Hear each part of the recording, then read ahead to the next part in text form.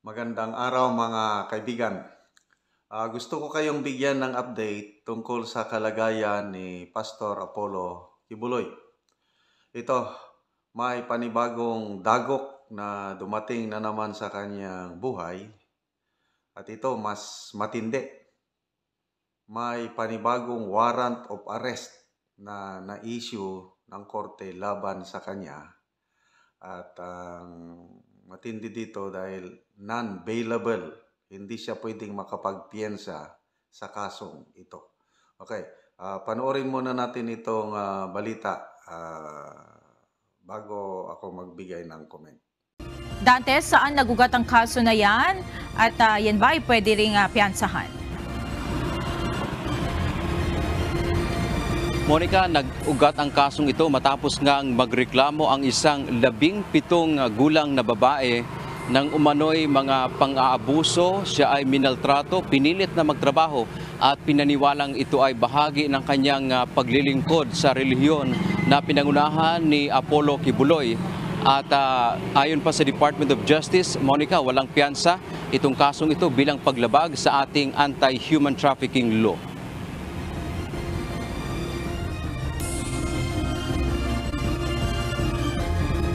Ipinag-utos na rin ng Pasig City Regional Trial Court Branch 159 ang pag-aresto kay Apollo Kibuloy kaugnay sa kasong qualified human trafficking. Kasama rin sa ipinaaresto ng korte ang 5 pang kapwa-akusado na sina Jacqueline Roy, Crescente Canada, Pauline Canada, Ingrid Canada at Sylvia Simanes. Ang kaso ay paglabag sa Republic Act 9208 o Anti-Trafficking in Persons Act of 2003 na walang piyansa. Sa desisyon ni Judge Rinelda Estacio Montesa na inilabas ngayong araw, hindi nito pinagbigyan ang motion ng kampo ng religious leader na inihain noong March 21 na ipagpaliban o suspindihin ang proceedings sa kaso at huwag munang maglabas ng warrant of arrest. Paliwanag ng korte, ipinagbabawal ang motion sa ilalim ng Revised Guidelines for Continuous Trial of Criminal Cases. Wala din anya sa mga dahilan sa ilalim ng guidelines ang binanggit para pagbigyan ang hiling na suspindihin ang court proceedings. Dagdag pa ng korte, matapos ang pag-aaral sa kaso kasama ng supporting documents na isinumite, nakitaan ng sapat na batayan para ipaaresto si Kibuloy at iba pang akusado. Ayon naman sa kampo ni Kibuloy, inaasahan na nilang hindi pagbibigyan ang kanilang motion. We actually expected that in the light of the political developments happening right now. And I think my co-counsel will file a motion for reconsideration. And if denied, we'll raise the matter on certiorari. Pag-aaralan din umano nila gaya ng ginawa sa kaso sa Davao City ay maghahain sila ng motion to quash o ipawalang bisa ang kaso at warrant of arrest. Samantala, welcome naman para sa Department of Justice o DOJ ang paglalabas ng panibagong kautusan na hulihin si Kibuloy at mga kasamahan nito. Ayon kay Secretary Crispin Rimulya, patunay ito ng efficiency ng criminal justice system sa bansa na papanagutin ang mga individual na lumabag sa batas anuman ang kanilang kalagayan sa sosyedad o kayamanan. Monica, sa ngayon ay wala pa tayong nakita na lumabas na pahayag partikular, personal, si Apollo Kibuloy dito sa panibagong warrant of arrest na inilabas laban sa kanya at doon pa sa kanyang 5 associate. Ayon naman dito sa kanyang mga abogado ay kabilang sa kanilang pag-aaralan ay kung kinakailangang iakyat itong kaso hanggang sa Court of Appeals, hanggang sa sila ay makakarating sa Korte Suprema, ay kanila itong gagawin dahil ang kanilang paniniwala ay wala namang kasalanan ang kanilang kliyente. Muli namang hinamon, Monica, ng Department of Justice o DOJ si Kibuloy dahil nga dito sa kaso na kanyang kinakaharap. Sa ngayon ay maiging harapin na lamang ito dahil ilang beses na rin naghamon itong si Kibuloy na magsampa ng kaso sa korte. Kaya ayon sa DOJ, maigi nang magsalita siya, ipagtanggol ang kanyang sarili sa ating hukuman. Yaman ang ating update. Balik sa iyo, Monica. Maraming salamat, Dante Amento, live na nag-uulat mula sa Caloocan City.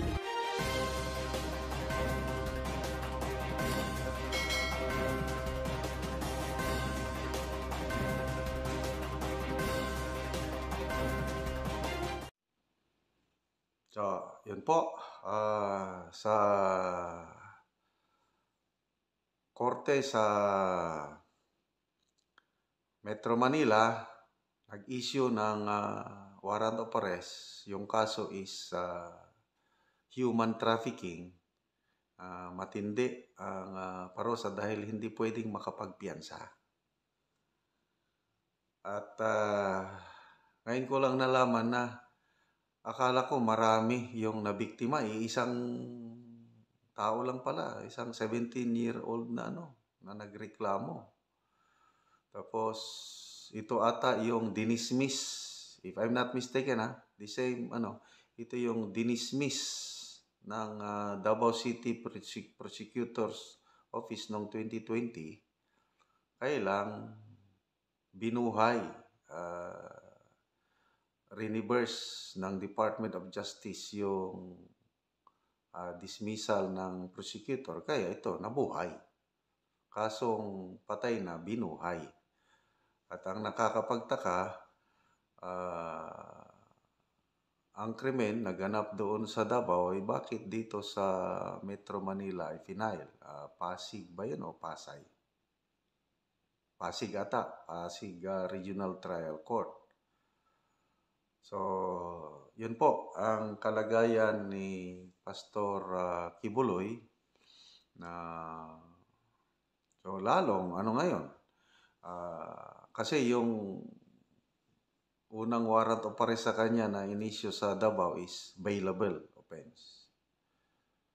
Ito ngayon sa Pasig RTC non-bailable, di lalong magtatago itong pastor kasi kung mahuli siya kulong diretso, hindi siya makalabas. Kaya yun po ang matinding dagok sa buhay ni Pastor Kibuloy.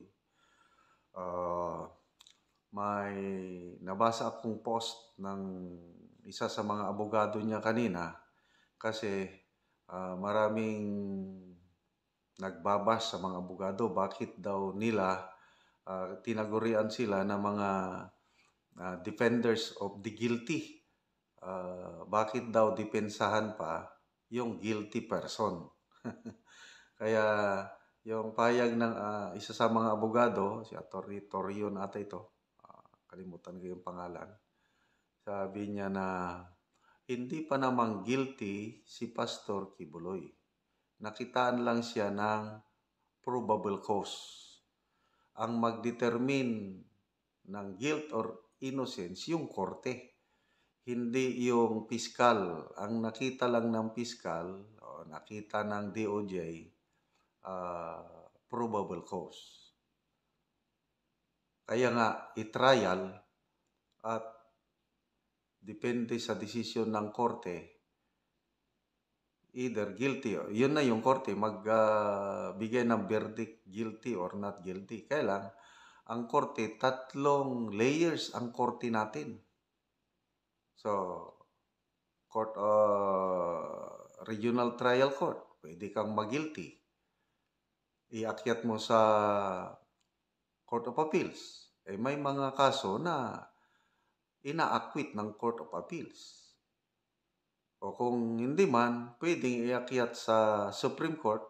Pagdating sa Supreme Court, pwede pa rin ma-acquit. Kaya nga,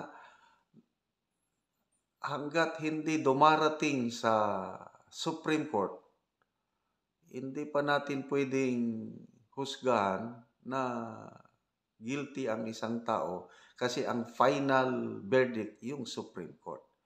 Kaya yun yung hiling ng abogado ni Pastor Kibuloy na wag namang akusahan kaagad na guilty si Pastor Kibuloy.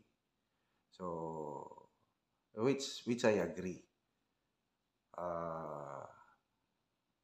Anyway, yun po ang kalagayan ngayon ni Pastor Kibuloy. So I don't know anong mangyayari sa kanya. Sabi ng PNP, NBI, nandyan lang siya sa Davao Region. So kung nandyan man siya, ang problema, paano nila ngayon huhuliin para i-serve yung warrant of arrest? inamin ng PNP sa Davao Region na nahihirapan sila kasi kailangan nila ng accurate na intelligence. Kagaya na rin yung kay DG Bantag, magto 2 years na hindi pa nila ma-aresto ang DG dahil walang tao, yes, kakulangan ng impormasyon, walang tao na mag-tip kung nasaan si DG Bantag despite na may 2 million pesos reward. So, I believe, darating yung panahon, itong si Pastor Kibuloy, magkakaroon na rin ng bounty, bibigay ng reward para mahikayat ang mga tao na magbigay ng tip kung nasaan ang pastor. So, yun po ang update kay Pastor Kibuloy. So, sa mga nagmamahal kay Pastor Kibuloy, the best thing that you can do is to pray for him, lalo na yung mga members ng KOJC.